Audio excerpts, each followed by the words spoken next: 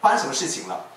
这里头我讲第一景是目睹了同乡在机场招情单啊，这应该知道哈。第二景呢，好了，我用黄色呢，在色彩学来讲，它是非常 emotional 的颜色，很漂亮的颜色。如果国小老师做那个公布栏有没有布告栏，你就知道。你试试看，你用黄色当底色，你看所有东西挑出来。西方有一个美国一个短篇小说家，他有一篇小说短篇小说就叫做《Yellow Wallpaper》，就讲一个精神这个叫 mental disorder， 他是一个精神病患这样子。然后后来看到那黄色的那个壁纸就疯掉这样，好，大概是就是黄色有这样的意思这样 ，OK， 非常的情绪这样 ，OK， 跳动的。那蓝色不用讲了，很 blue 嘛，对不对？这两搭在一起，你会发现它从头到尾的颜色都没有变，他们穿的衣服大都没有变，直到什么时候变了？回到菲律宾的时候呢，这个马路上一样黄色，可这个呢，它变土色了，它有 homecoming 的感觉，回家的感觉了。但我这样给你过多诠释了，只是说大概如此。所以颜色的变化是蛮有趣的哈。你包括你看芒果冰黄色，那个都很情欲的东西，这样看好。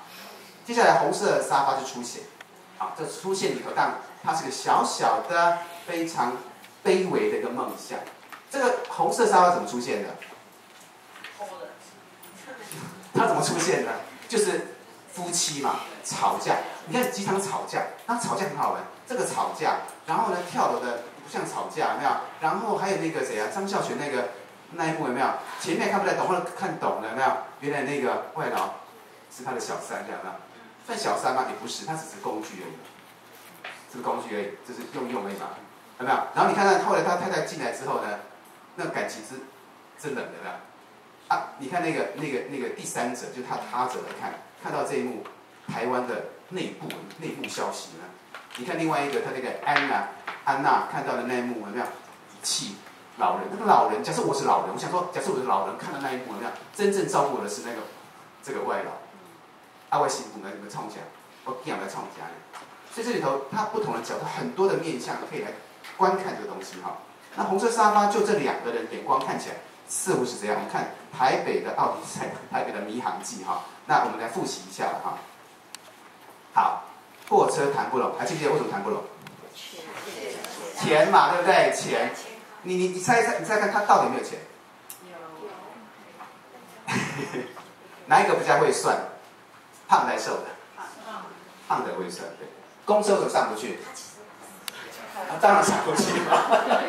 你们想象一下，你搭公车，今天突然有个什么货柜进来，没有？对不对？这是按照或者这边带一起。好，穿越车会发生什么事情？什么鞋子掉了没有？这里头很有趣的，这很有趣。这跟他自己，我们在对照他回到菲律宾那种悠闲，做一个对比哈。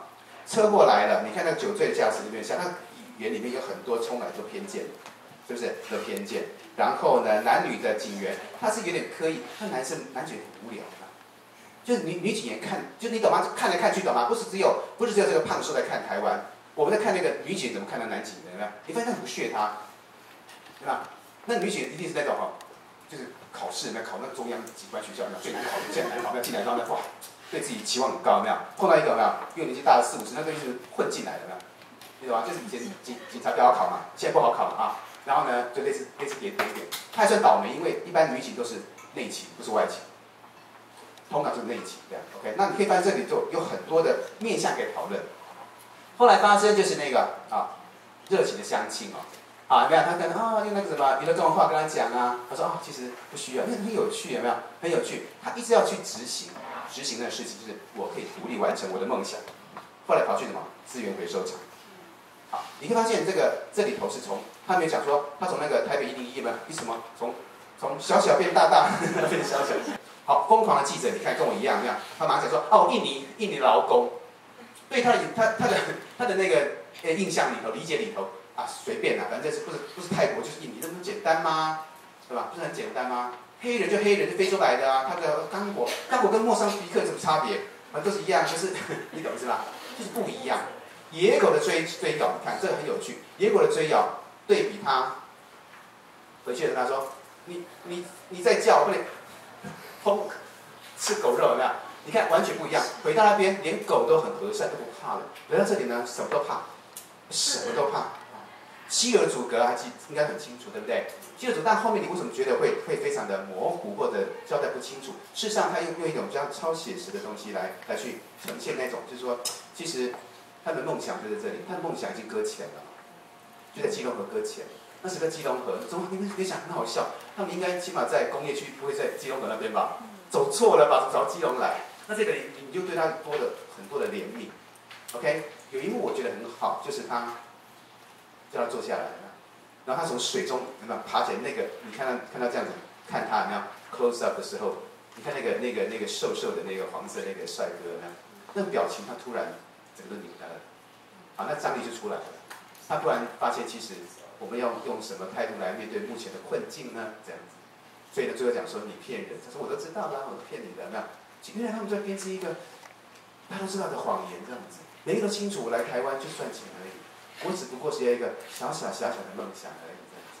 那这里头就很有趣了哈。好，家乡的梦，那个什么梦中的家乡里头，他的梦想是什么？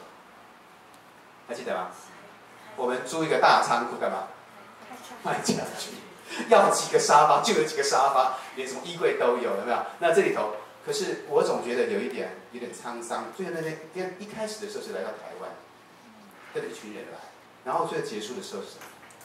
他远离了，要去继续他梦想，可是迎面而来是什么？一个妈妈带孩子呢 ？OK， 那这有点象征意味了。迎面而来的问题，孩子的问题。OK， 这样，也许那是阿嬷，可能是阿嬷，可能妈妈也去帮佣。那孩子，所以孩子菲律宾很多孩子呢是父母亲在缺席的情况之下成长。那这孩子这样的成长的环境之下长大，这国家还有希望吗？这会是问题的，可他们管不了那么多的。我管的是每天，还记不记得那个安娜怎么讲？我只希望我每天能够快乐的过日子就好，我别无所求。这么卑微的需求，我都做不到。你还在生日的时候跟我讲，你的猪头怎么样？就这样子啊。好，那归乡是如此，在场景大概是这样子啊。好，那你可以跟同学来讲讲是什么时候发生的呢？